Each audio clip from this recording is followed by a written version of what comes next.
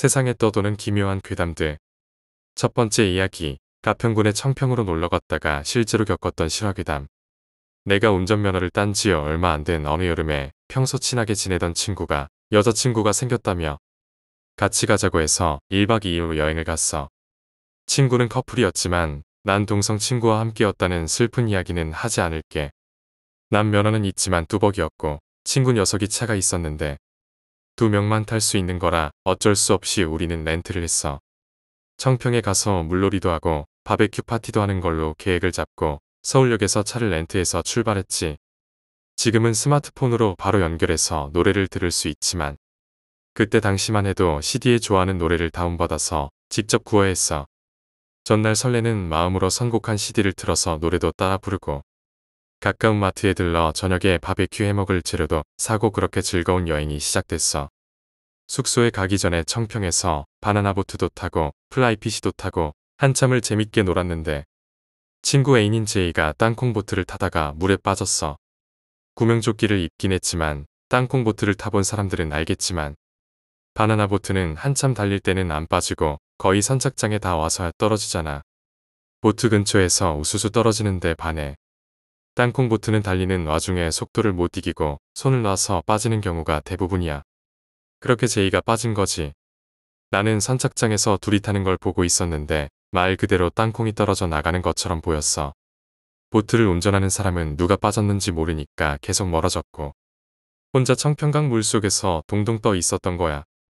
나도 너무 멀리 앉아 있어서 빨간 공 하나가 동동 떠 있는 것 같은 모습만 멍하게 쳐다보고 있었는데 갑자기 그 공 모양인 제이가 아래로 쑥 내려가는 거야. 그러다가 몇 초 있다가 다시 위로 쑥 올라오고 다시 아래로 쑥 내려가고 몇 번을 반복하더라고. 처음에 물장난하는 건 줄 알았는데 아래로 내려갔다 올라오는 속도가 점점 더 느려지는 게 멀리 있는 나한테도 느껴졌어. 그때 다행히도 보트 운전하는 사람이 방향을 돌려서 제이 쪽으로 향했고 나도 안도의 한숨을 내쉴 수 있었어. 그렇게 기다리다가 친구 커플이 선착장으로 와서 보는데 얼굴이 시퍼렇게 질려 있는 거야. 입술이 보라색으로 변해가지고 부들부들 떨고 있는데 이게 물에 빠져서 질려 있는 거랑은 차원이 다르더라고. 일단 따뜻한 음료수를 사다 먹이고 수건으로 몸도 덮어주고 진정을 시키려고 애를 썼는데 계속 파르르 떨고 있는 거야. 결국 친구랑 들다시피 해서 차에 태우고 그 더운 날 에어컨도 못 켜고 숙소로 향했지. 우리는 땀이 줄줄 흐르는데 그때도 제이는 시퍼렇게 질려서 수건을 칭칭 감고 있었어. 그리고 친구 보고 제이 좀 잘 달래주라고 하고 우리는 저녁을 준비하기 시작했어. 김치찌개도 끓이고 상추도 씻고 마늘도 썰고 준비가 다 되어서 바베큐 먹자고 부르는데 그때쯤 되니까 제이도 좀 진정이 되었는지 혈색이 돌아와 있더라고. 그렇게 넷이서 술도 한 잔씩 하면서 미래에 대한 얘기도 좀 하고 일부러 친구를 막 놀려서 제이를 웃게 만들려고 고생 좀 했지. 그러다가 아까 물에 빠진 이야기가 나왔는데 제이가 하는 말이 팔이 너무 아파서 끈을 잡고 있던 손을 놓치고 물에 빠졌대. 보트가 돌아오길 기다리는데 갑자기 발에 쥐가 났대. 그래도 구명조끼가 있으니까 다행이다 생각하고 버티고 있는데 갑자기 밑으로 쑥 빨려 들어가는 느낌이 들더니 물속으로 가라앉았대. 너무 놀라서 발버둥 치는데 구명조끼 보면 조이는 부분이 있잖아. 버클식으로 채우는 그쪽에서 뭔가가 버클 부분을 잡고 자기를 끌어내리고 있더래. 그러니까 제이 입장에서 보면 자기 목바로 밑에 머리통이 보이고 그 형체가 버클 부분을 잡고 끌어내리고 있는 그런 형태였던 거지. 그렇게 끌려 내려가는 도중에 한쪽 다리에 쥐가 풀려서 무릎으로 짚고 난리가 난 거야. 겨우 풀려나서 물 위로 올라왔는데 또다시 끌려 내려가고 그걸 몇 번을 반복했던 거지. 순간 제이는 자기가 지금 쥐가 나고 아무도 없는 곳에 혼자 떠 있으니까 그 공포심의 환각을 경험한 거라고 정신을 차리려고 노력했대. 친구는 제이가 빠지고 나서 사람이 빠졌다고 계속 고함을 쳤는데 보트 운전하는 사람이 너무 늦게 돌아봐서 방향을 돌리는데 시간이 지체된 거라고 하더라고. 암튼 다행히도 보트가 방향을 돌려서 제이를 구하러 왔고 친구랑 제이를 땅콩 보트가 아닌 운전하는 보트에 태웠는데 그때 제이가 구명조끼를 보더니 기겁하면서 소리를 지르더래. 구명조끼는 버클이 총 4개가 있었는데 그 중에 3개가 풀려 있었더래.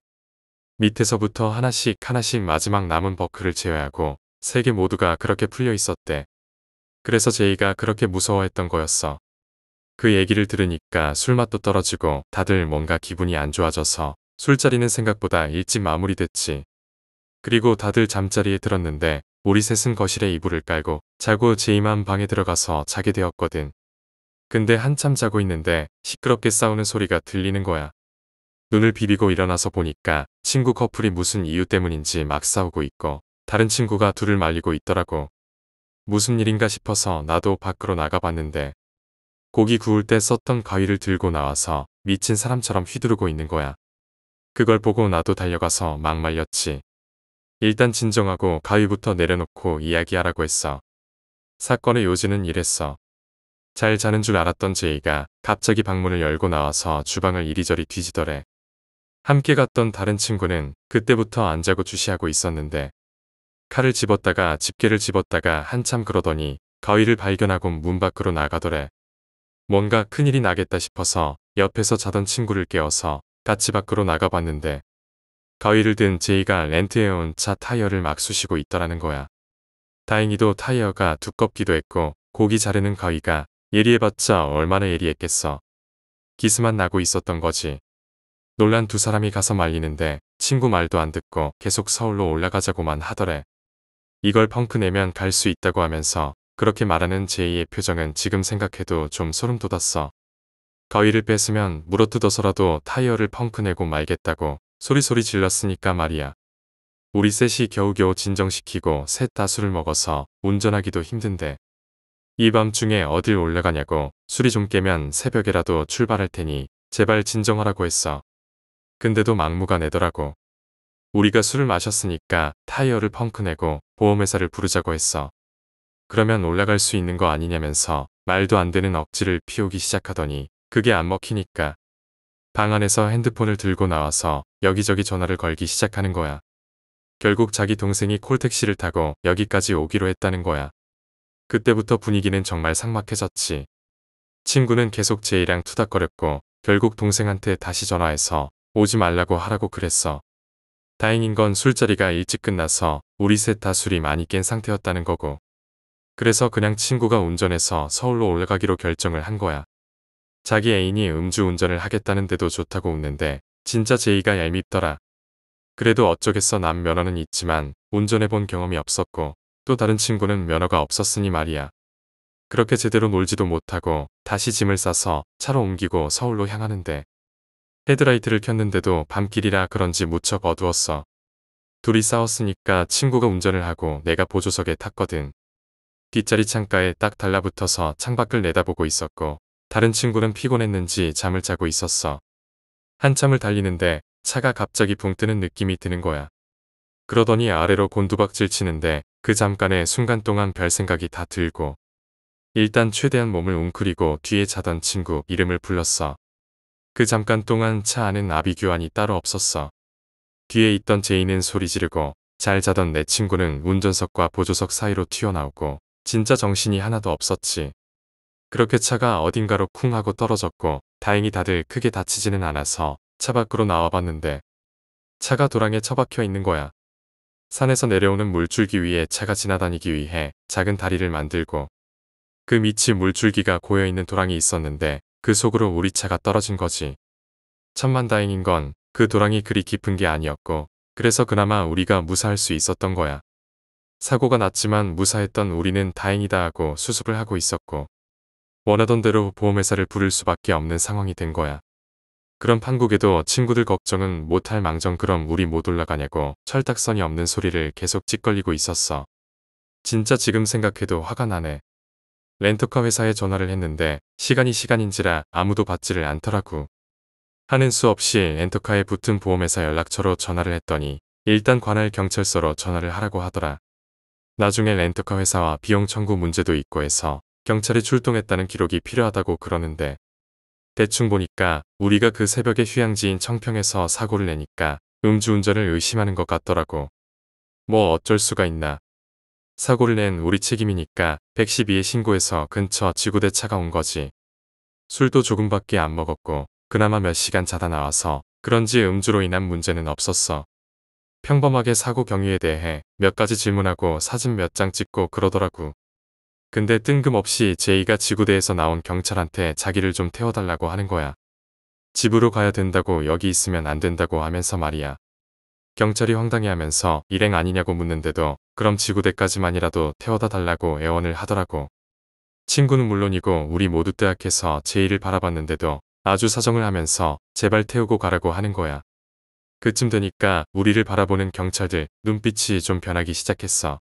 처음엔 운전한 친구 면허증만 봤는데 나머지 친구랑 내 신분증까지 보여달라고 하면서 뭘 적더니 진짜로 제이를 태우고 가더라고. 뭐 이런 어처구니 없는 경우가 있나. 솔직하게 그때는 그런 애를 애인이라고 달고 온 친구 녀석도 꼴보기 싫었고 제이는 정신이 좀 이상한 사람인 줄 알았어. 진짜 운 한 번 더럽게 없다 그런 생각을 하면서 보험회사 차를 기다렸고 3, 40분쯤 지나서 레카차랑 보험회사 직원이 와서 사고 수습을 했어. 그리고서야 우린 겨우 그곳을 빠져나올 수 있었고 올라오는 길에 등신 같은 친구 녀석이 제이가 걱정된다며 지구대에 들려보니까 제이는 벌써 가고 없더라고. 경찰이 그러는데 동생이 데리러 온다고 했다며 지구대에 온 지 얼마 안 돼서 나갔다고 하더라. 우린 뭐 그런가 보다 하고 다시 보험회사 차를 타고 서울로 오는데 그때가 거의 날이 밝아오던 시간이었어. 술 먹고 좀 자다가 신랑이 하고 짐 싸서 차를 타고 사고를 내서 경찰 오고 보험회사 오고 저 많은 일이 하루밤만에 다 일어났던 거지. 멍하게 창밖을 내다보며 반수면 상태로 있는데 친구가 갑자기 보험회사 직원한테 차 좀 세워달라고 하는 거야. 뭔 일인가 싶어서 보험회사 직원도 왜 그러냐고 하는데 방금 지나간 곳에서 제이를 본 것 같다며 차 좀 세워달라고 그러는 거야. 놀라서 창문으로 고개를 내밀고 보니까 제이가 정말 그 도로가를 걸어서 내려오고 있더라고. 친구 말을 먼저 듣지 않았다면 귀신이라고 생각할 그런 모습으로 산책 나온 것처럼 걸어 내려오고 있었어. 차에서 내린 친구가 제이한테 가서 이게 뭐하는 짓이냐고 화를 냈고 차에 태웠는데 아까 그 반쯤 미치광이 갔던 모습하고는 다르게 혼이 나가 있는 것 같더니 차에 타자마자 잠들어 버리더라고.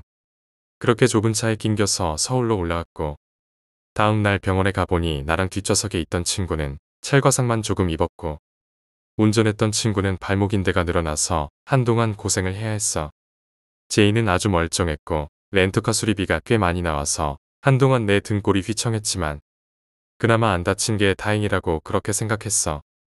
제이랑 친구는 초반엔 병원도 같이 가고 잘 지내는 것 같았는데 어느 순간 헤어졌다고 하더라. 나중에 친구가 회복된 다음에 제이의 이야기를 해줬어. 그날 경찰서에서 제이가 동생을 부르려고 하는데 통화가 안 됐대. 동생 핸드폰이 이상한 건지 전화를 걸어도 신호음이 이상하게 가고 지구대 전화로 해도 안 되고 그래서 처음엔 지구대에서 좀 자다가 갈 생각이었대. 그런데 제이가 창밖을 보니 내 친구가 밖에서 제이를 쳐다보고 있더래. 걱정돼서 온 건가 싶어서 지구대 밖으로 나왔는데 어느새 저 멀리 가서 또 한참 동안 보고 있더라는 거야. 그렇게 아주 가깝게 붙지도 않고 너무 멀리 떨어지지도 않게 둘이 걸었는데 제이가 아무리 말을 걸고 그래도 대답을 안 하더래. 서운한 마음에 소리를 질렀는데 그때 고개를 든 그 사람은 아무리 봐도 친구가 아니더래. 분명 친구가 입고 있던 옷이 확실하고 실루엣도 맞는데 얼굴은 전혀 모르는 사람이더라는 거야. 그 모습이 너무 기괴하고 이상해서 한참 동안 멍하게 쳐다보고 있는 그 순간에 귓가에서 찢어질 정도로 크게 정신 차리라는 외할머니의 호통 소리가 들리더라는 거야. 그리고 나서 주변을 보니까 자기가 어느샌가 물가로 나와 있더라는 거야. 작년에 운행하던 사람들이 그냥 방치하고 간 선착장들이 몇 개 있었는데 그중 하나에 제이 본인이 서 있더라는 거지. 그 사실을 안 제이가 방향도 모르는데 냅다 도망친 거고 그 상태로 다시 지구대를 찾아 헤매는데 방금 전까지만 해도 가깝게 있던 곳인데 도저히 못 찾겠더라는 거야. 그래서 걷고 또 걷다가 우리한테 발견된 거고 경찰들은 동생을 부른다고 하다가 제이가 나가니까 그래 동생이 와서 갔겠구나 한 거지. 그 이야기를 듣고 친구가 그럼 그날 왜 그렇게 서울로 올라가자고 발악을 했냐고 물어보니까 돌아가신 제이의 외할머니가 무당이셨나 봐. 크게 신당을 차려놓고 하는 건 아니고 앵마기 정도만 하고 동네 사람들 전만 좀 봐주고 그러셨다고 해. 강한 신을 모신 게 아니라서 구판을 벌이거나 그런 건 못 하셨다고 하더라고. 근데 그날 저녁 제이가 잠을 자면서 꿈을 꾸는데 창문에서 톡톡거리는 소리가 들리더래. 마치 창문에 누가 돌을 던지는 것 같은 그런 소리 말이야. 그 소리에 홀린 듯 제이가 창문을 열었는데 창문 밑에 외할머니가 서 계시더래. 반가운 마음에 창문 밖으로 고개를 내민 그때 할머니가 뭐에 눌린 듯한 목소리로 말을 하는데 당장 올라가. 거기 있는 개들은 냅두고 너 혼자 올라가. 라고 말씀하시더래. 꿈속에서도 어떻게 자기 혼자 올라가나 그런 생각이 들어서 할머니한테 같이 가면 안 되냐고 되물으니까 그럼 너도 무사하지 못해. 내 힘이 이것뿐이 안 되니 당장 올라가. 원통해하면서 그렇게 대답을 하시더래. 그리고 그때 풀숲에서 검은 실루엣이 거짓말처럼 휙 하고 나와서 할머니 목을 조르기 시작했대. 놀란 제이가 할머니를 구하려고 방문을 뛰쳐나가려는 순간 잠에서 깬 거야. 너무 생생한 꿈 때문에 잠이 깬 제이가 불을 켜고 창문을 보는데 아까 분명 모기 때문에 꼭꼭 닫아놨던 창문이 방충망까지 모두 열려져 있었던 거지. 꿈속에서 제이가 할머니를 보려고 고개를 내밀던 그 모습 그대로 말이야. 제이는 그 순간부터 다른 건 다 생각이 안 나고 무조건적으로 서울에 올라가야겠다는 일념 하나에 사로잡힌 거지. 그 이야기를 하는 제이는 울고 있었고 본인이 한 행동이 잘못된 것인 줄 알고 있음에도 불구하고 그땐 정말 그럴 수밖에 없었다고 친구에게 사과를 했다고 해. 우리에게도 미안하다고 꼭 전해달라고 하면서 말이야. 헤어지게 된 이유에 대해서는 그냥 성격 차이라고만 했고 우리도 분위기상 깊게 캐물을 수가 없었는데 우리가 함께 보낸 그날이 어떤 식으로든 연관된 게 아닐까 하는 생각은 떨칠 수가 없었어. 두 번째 이야기, 원한으로 뭉친 그 남자의 기운을 막지 못했다. 다른 날과 별다를 것 없던 어느 날 고모님이 방 안에 앉아 계셨대. 그리고 문 밖에서 대기하던 손님이 들어왔는데 그 손님 뒤로 그때까지 한 번도 느껴보지 못했던 엄청나게 흉악한 기운이 느껴지더래. 연세가 좀 있는 아주머니 한 분과 그분의 아들로 보이는 남자가 방문을 열고 들어왔는데 그 기운이 너무 흉악한지라 고모님이 흠칫하고 놀랐대. 그리고 이게 무슨 일인가 싶어서 방금 전에 들어온 그 손님들 얼굴을 쳐다보는데 아들이라고 짐작했던 그 남자분 얼굴에 누군가의 손이 걸쳐진 게 보이더래. 마치 뒤에서 얼굴을 감싸쥐고 있는 것처럼 말이야. 그리고 그 손님이 입을 여는데 목소리가 너무 우이었다는 거야. 그 손님은 키가 그리 큰 건 아니었지만 남자들이 입는 바지를 입고 와이셔츠를 입고 머리는 커트머리로 단정하게 자른 키가 작을 뿐이지. 길거리에서 흔하게 마주칠 수 있는 그런 남자의 모습이었는데 입을 열고 보니까 여자 목소리가 나오더라는 거지. 고모님을 보자마자 울음을 터뜨린 아주머니와는 반대로 그 여자분이 덤덤하게 입을 여는데 몇 년 전에 사랑하는 남자가 자살을 했대. 둘이 지하철에서 투닥투닥 싸우다가 여자가 홧김에 헤어지자고 했는데 평소 집착도 좀 있고 정신 상태가 불안정했던 남자가 그 길로 지하철 철로 위에 몸을 던져서 짧은 생을 마감했다는 거지. 여자는 헤어지잔 말을 하고 반대쪽 선로에 서 있었는데 사람들이 비명을 지르고 여기저기서 몰려드는 걸 보고 그때서야 상황을 파악할 수 있었대. 그리고 방금 전까지 내 곁에서 따뜻하게 살아 숨쉬던 남자친구의 모습이 처참하게 변한 것도 목격했대. 그 사건이 있고 나서 거의 1년간을 사람 구실 못하고 살던 여자가 정신과 치료도 받고 약도 복용해서 점점 상태가 호전되고 있었대. 그런 여자 곁을 지켜주던 한 남자가 있었는데 나중엔 관계가 발전해서 서로 사랑하는 감정까지 생겼다고 해. 그리고 그 남자한테 정식으로 고백을 받던 그날 그 여자는 발작을 일으킨 거야. 멀쩡하게 집에 들어온 그 여자분이 방 안에 들어갔는데 한참 뒤에 찢어지는 듯한 비명소리가 들리더래. 놀란 어머니가 방문을 열고 들어가 보니까 그 여성분이 가위를 들고 자기 머리카락을 사정없이 잘라내고 있었다는 거야. 입에서는 쉴 새 없이 중얼거리는 소리가 터져 나왔는데 의미를 알 수 없는 그런 소리였다고 해. 어머니가 기겁해서 가위를 빼앗고 진정을 시키려는데 그런 어머니를 밀쳐서 얼굴에 상처까지 생기게 만들고 아주 난리가 난 거지. 결국 아버지까지 나서서 제압하고 나서야 픽하고 쓰러진 그 여자분은 깨어나고 나서도 그 일을 기억하지 못했대. 들쭉날쭉하게 잘라진 본인의 머리카락을 보고서야 사태의 심각성을 깨달았다고 하니까 말이야. 길던 머리를 어쩔 수 없이 커트머리로 자르게 된 거래. 우울증 증세 때문에 발작을 일으킨 걸로 짐작을 했던 여자분은 그날 이후로 계속되는 악몽을 마주할 수밖에 없었대. 잠만 잤다 하면 꿈속에 자살한 남자친구가 나타나서 여자분의 어깨에 대롱대롱 매달려 있었는데 으깨진 다리를 하고 벗어날 수 없다고 저주를 그렇게 퍼부어댔다고 해. 잠에서 깨고 나면 어깨에 멍이 들어있는 경우도 생기고 여자분이 발작하는 횟수는 점점 늘어가기만 했대. 할 수 없어진 부모님께서 병원에 격리를 시켰는데 거기서도 간호사들을 물고 자해를 하고 감당할 수 없는 지경에 이른 거지. 그러던 어느 날 이 여성분이 어머니를 면회하는데 차분한 목소리로 남자들이 입는 바지하고 와이셔츠를 사달라고 하더래. 어머니가 또 무슨 소리인가 싶어서 여성분을 쳐다봤는데 미쳐서 날뛰던 표정하고는 완전 딴판인 원래 딸의 모습이더라는 거야. 지푸라기라도 잡는 심정으로 남자 옷을 구해줬고 그 여성분이 그걸 입었는데 그 후로 정말 기가 막히게 증상이 호전됐다는 거지. 병원에서는 남자친구를 그렇게 보낸 죄책감이 낳은 일종의 강박 증세라고 결론을 내렸는데 부모님은 귀한 딸을 병원에 감금시키는 것보단 비록 남자 모습일지라도 멀쩡한 정신으로 지내는 게 낫다는 결론을 내리고 계속 남자 옷을 사줄 수밖에 없었대. 그 여성분 말로는 병원에 격리되고 얼마 안 된 시점부터 남자친구가 꿈에 나타나더니 자기가 입고 있던 피트성의 옷을 그 여성분께 건네주더래. 입으로 말을 하는 건 아닌데 머릿속으로 남자친구의 의지가 느껴지더래. 그 옷을 입으라는 그런 의지가 말이야. 피 묻은 옷을 입기가 죽기보다 끔찍했던 여성분이 계속 거부를 하는데 날이 갈수록 꿈속에서 강요하는 수준이 진화하더라는 거지. 결국 그 옷을 입는 꿈을 꾼 그 다음날 어머니가 면회왔고 자기도 모르게 남자 옷을 사달라는 말을 내뱉었다는 거야.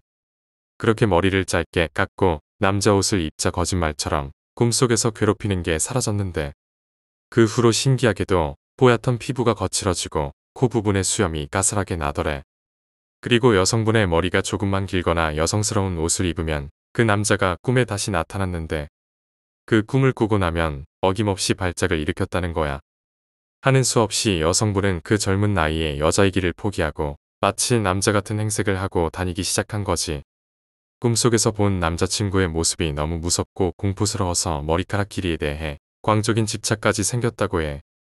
본인이 직접 잘라버릴 정도로 말이야. 그러다 고모님 소문을 들은 그 여성분의 어머니가 거기까지 찾아오게 된 건데 안타깝게도 고모님은 도와줄 수가 없었대. 문을 열고 들어오는 그 순간부터 원한으로 똘똘 뭉친 그 남자의 기운이 느껴졌는데 고모님의 힘으론 막을 방법이 도저히 없었다는 거지. 잘못 수를 썼다간 여성분의 몸과 거의 붙다시피 한 그 원한이 화가 되어버려서 도리어 그 여성분 스스로에게 해를 끼칠 수 있는 그런 상태였다는 거야. 절망하는 여성분과 어머니를 달래면서 고모님이 소개장을 하나 써주셨대. 그건 바로 고모님이 내림굿을 받도록 도와주신 분이었는데 장담할 순 없겠지만 고모님보다 훨씬 오랜 세월을 무속에 몸담았던 분이니까 혹시나 하는 마음으로 소개를 해주신 거지. 고맙다고 인사하고 두 모녀가 방을 나섰는데 그러고도 한동안 고모님은 움직일 수가 없었대. 그만큼 원한이 크고 깊어서 마치 고모님을 짓누르는 것처럼 느껴졌다고 해. 그렇게 만남을 주선시켜주고 전화통화를 했는데 조만간 큰 구판을 벌일 거라고 자네도 와서 보라는 말을 그분께서 하셨다고 해. 근데 고모님은 고모님 나름대로 바쁜 사정이 있어서 가보지는 못했대. 그렇게 몇 달이 지난 어느 날 고모님은 두 모녀에게 소개시켜줬던 그분께서 돌아가셨다는 소식을 듣게 된 거야. 그분께서 아픈 와중에 절대 고모님한테는 이야기하지 말라고 단도리를 하셨고 돌아가신 후에도 두 달이 지나기 전까지 절대로 고모님을 불러들여서는 안 된다고 유언을 하셨다는 거야. 그래서 고모님이 그 소식을 아주 늦게 접하게 된 거고 그 후에 두 모녀의 소식은 들을 길이 없었대. 돌아가신 분 밑에 있던 사람들에게 호통을 치고 닥달을 해봐도 무덤에 들어갈 때까지 비밀을 지켜야 한다면서 굳게 입을 다물었대. 고모님이 모시던 분한테 아무리 답을 여쭤봐도 묵묵부답으로 일관했고 말이야. 칠복이 어머니는 고모님이 그 이후로 급격하게 어두워진 것 같다고 걱정을 하셨는데 그 이야기를 들은 나는 두 모녀가 아주 많이 걱정됐어. 세 번째 이야기, 노젓돈. 우리 할아버지가 돌아가시고 내가 중학교 1학년 때쯤 증조할머니가 돌아가셨어. 할머니 대신 작은 할머니가 모셨었는데 유독 우리 아버지를 참 많이 이뻐라 하셨고 우리 가족이 내려가면 그 굽은 허리를 하고 동구바까지 마중을 나오곤 하셨지. 돌아가시기 며칠 전쯤 식사도 못 하시고 아무래도 오늘 내일 할 것 같다는 연락을 받고 부랴부랴 내려갔는데 상태가 조금씩 호전되기도 하셨고 아버지 직장이 그렇게 오래 자리를 비울 수가 없는지라 어쩔 수 없이 올라오게 됐어. 그때 거동도 불편하셨는데 아버지 손을 꼭 잡고 조심히 올라가라고 하면서 그 와중에도 차 조심하라고 손자 걱정하시던 증조할머니를 지금도 잊을 수 없어. 그렇게 올라온 그날 저녁 증조할머니는 숨을 거두셨고 우리 아버지가 돌아가시기 전까지 후회로 남는 몇 가지 일 중 하나가 됐지. 증조할머니의 장례를 치르고 가족 모두 평범한 일상으로 돌아왔는데 나한테 여러 명의 사촌 동생들이 있는데 그 중에 한 녀석이 아프기 시작한 거야. 작은아버지의 아들로 나랑은 나이로 따지면 동갑인데 내가 빠른 생년이라 학년으로 보면 나보다 한 살 아래인 그런 녀석이었거든. 누구보다 빠르게 남들과는 다르게를 모토로 엄청 사고를 치고 다니는데 나한테는 꼬박꼬박 형아라고 부르는 밉지 않은 아이였어. 처음에는 감기에 걸린 줄로만 생각했는데 나중엔 학교도 못 갈 정도로 아프기 시작한 거야. 작은어머니가 대학병원에 가서 진찰도 받아보고 했는데 특별히 몸에 이상이 있는 건 아니었대. 정밀검사를 받아보자고 해서 병원에 입원을 했는데 그 이후로 급속하게 상태가 나빠져서 음식물도 못 삼키고 수액에 의존해서 하루하루를 버티게 된 거야. 그게 증조할머니가 돌아가시고 거의 한 달 사이에 일어난 일이었는데 부모님을 따라 나도 면회를 간 적이 있었거든. 그 건강하던 아이가 한 달 만에 삐쩍 말라서 산송장이 돼 있는데 작은어머니는 식음을 전폐하다시피 계시더라고. 근데 그때 내가 사춘기님이 왕림하셨을 때라 친구들과 우르르 몰려다니면서 하지 말라는 짓은 다 하고 다녔거든. 지금 생각하면 자다가도 자동 반사적으로 이불 하이킥을 날리게 되는데 암튼 그런 시절인지라 어른들에 대한 이유 없는 반항심이 극에 달했고 그런 나를 어떻게든 바른 길로 인도하려 어머니가 갖은 애를 쓰던 때라 사실 작은 집 일에 크게 신경을 못 썼어. 그래서 중간 부분은 나도 잘 모르겠고 그냥 얼마 안 지나서 자연스럽게 건강을 회복하고 다시 잘 학교를 다녔다고만 알고 있었는데 우리 아버지가 돌아가시고 밤을 새던 장례식장에서 그 사촌 동생이 저 때의 이야기를 다시 들려주게 된 거야. 그래서 알게 된 이야기지. 증조할머니 상을 치르고 며칠 안 된 어느 날 밤 사촌 동생이 자면서 꿈을 꾸는데 꿈속에서 증조할머니를 본 거야. 검은 옷을 입은 사람이 지게를 메고 증조할머니를 그 위에 태우고 어딘가로 가는 그런 뒷모습을 보고 있었는데 갑자기 그 사람이 할머니를 지게해서 패대기를 치더라는 거야. 주변에 안개가 낀 것처럼 흐릿하게 보이는데 땅바닥에 주저앉은 증조할머니가 주머니를 막 뒤적이더니 나중엔 아예 주머니 자체를 뒤집더래. 그리고 막 무언가를 찾는 것처럼 보였는데 결국 못 찾았는지 그 사람을 보고 사정사정을 하더라는 거야. 말소리까지는 안 들렸는데 상황으로 봐서 할머니가 무언가를 부탁하는 것 같았고 그 사람은 매몰차게 거절하는 것 같은 그런 느낌이었다고 해. 한참을 그렇게 보던 사촌 동생이 증조할머니가 너무 애원을 하니까 안 되겠다 싶어서 그쪽으로 다가가려는데 무언가에 막힌 것처럼 앞으로 나갈 수가 없었대. 근데 그때 증조할머니가 사촌 동생 있는 쪽을 물끄러미 쳐다보더니 내 발로 기다시피 해서 다가오더래. 근데 증조할머니도 마치 벽에 부딪힌 것처럼 앞으로 나오지는 못하고 사촌 동생이 있는 그 자리 근처에서 계속 맴돌기만 하시더라는 거야. 꿈속에서도 그 모습이 너무나 안타까워서 한참을 목 놓아 울었다고 해. 그리고 그 꿈을 꾼 다음 날부터 이 녀석이 아프기 시작한 거지. 눈만 감았다 하면 증조할머니가 나타나는 같은 꿈이 계속 반복되고 음식에서는 이상한 썩은 냄새 같은 게 맡아지고 정말 몸의 기운이 다 빠져나간 것 같은 그런 느낌이었다고 해. 그 말을 하면서 자긴 그때 딱 이렇게 죽는구나 싶은 마음까지 들었다고 하니까 얼마나 힘들었을지 대충 짐작이 됐어. 그렇게 지옥 같은 나날들이 계속되는데 어느 날 작은아버지가 병원에 있는 사촌 동생한테 옷을 입히더니 등에 업고 어딘가로 향하더래. 그렇게 작은아버지가 향한 곳이 바로 절이었는데 사촌 동생은 몸에 힘이 하나도 없으니까 작은아버지가 눕히는 대로 가만히 있을 수밖에 없었대. 근데 그런 사촌 동생을 본 스님 한 분이 호통을 치면서 아무리 어리다 해도 손대지 말아야 할 것이 있는데 내 스스로 화를 자초한 거라며 엄청 혼을 내더래. 작은아버지가 깜짝 놀라서 그게 무슨 소리냐고 하니까 아들놈한테 직접 물어보라고 하시더니 그것 때문에 돌아가신 분이 편하게 가지도 못하고 지금 기어서 가고 있는 거라고 원통하다 원통에 그 소리를 반복해서 하시더래. 작은아버지가 아파서 드러누워 있는 사촌 동생한테 저게 무슨 소리냐고 다그쳐서 물어봤대. 사연인 즉슨 이 녀석이 증조할머니 상을 치르는 동안 작은어머니를 도와서 증조할머니 방을 치웠는데 방에 있는 장롱 한 구석에 비단 같은 천으로 곱게 쌓여있는 뭔가를 발견한 거야. 이게 뭔가 싶어서 천을 풀러보니까 어이없게도 요강이 나왔는데 그 요강 속에 1,000원짜리 만원짜리 지폐들이 수북하게 쌓여있더라는 거야. 그걸 본 이 녀석이 욕심에 눈이 멀어 냅다지 주머니에 쑤셔넣고 작은어머니한텐 비밀로 한 거지. 사촌 동생한테 이야기를 들은 작은아버지는 있는 힘껏 녀석의 뺨을 후려 갈겼대. 다행인 건 상을 치르고 얼마 안 지나서 사촌 동생이 바로 아프기 시작한 거라 돈을 쓸 만한 시간적 여유가 없었던 거지. 그 돈은 작은아버지 댁 그 녀석 방에 고이 모셔져 있었던 거고. 그 후에 사촌 동생을 다시 들쳐 업고 병원에 데려다 준 작은아버지는 그 돈을 태워드리고 저를 수백 번도 넘게 했다고 해. 아들놈의 잘못을 대신 빈다는 의미로 말이야. 그게 효과가 있었던 건지는 모르겠는데 사촌 동생도 점점 기력을 회복했고 증조할머니가 꿈에 나타나는 일도 없었다고 하더라. 작은어머니한테는 절대 이야기하지 말라고 신신당부를 하신 터라. 아직까지도 이 일은 나와 그 녀석 작은아버지만의 비밀로 간직하고 있어.